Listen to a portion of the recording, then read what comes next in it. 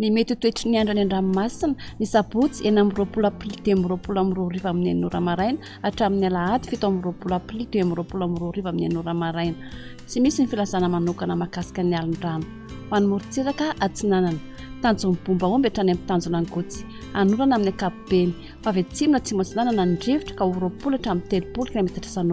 ahatratra 20 km/h indraindray anonjabe ny ranomasina avy onja anodidina 5 metatra. Tanjona ny gotsy hatramin'ny manoro anorana tandrivon-drahona ny alina avy atsimo na atsimo atsinanana ny drivotra ka 10 hatramin'ny 20 km/h adiny mpanonja nanonjabe ny ranomasina avy onja 1 hatramin'ny 5 metatra. Manoratra ny tolanaro anorana tandrivon-drahona ny alina avy avatra ny drivotra ka 10 hatramin'ny 20 km/h hahatratra 30 km/h indraindray any amin'ny tapany atsimo anonjabe ny ranomasina avy onja 5 hatramin'ny 2 metatra.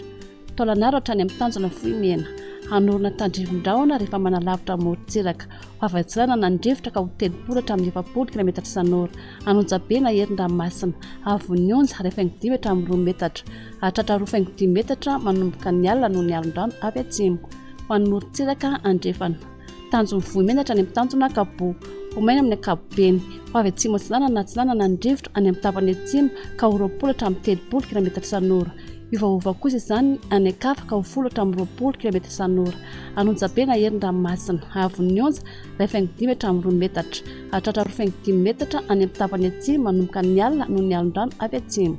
Tanjona kapohitra any amin'ny tanjona fihinanandro vomaina ny andro amin'ny ankapobeny avy atsimo ny drivotra ka 10 hatramin'ny 20 km/h adiny mpanonja ny ranomasina avy onja 5 hatramin'ny 1 metatra.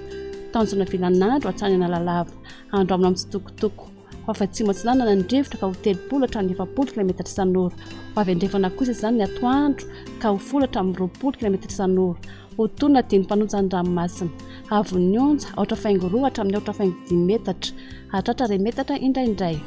Amin'ny alalava hatrany amin'ny tanjona bombaomby anorana tandrivon-drahona mahalana manakaiky ny nosy be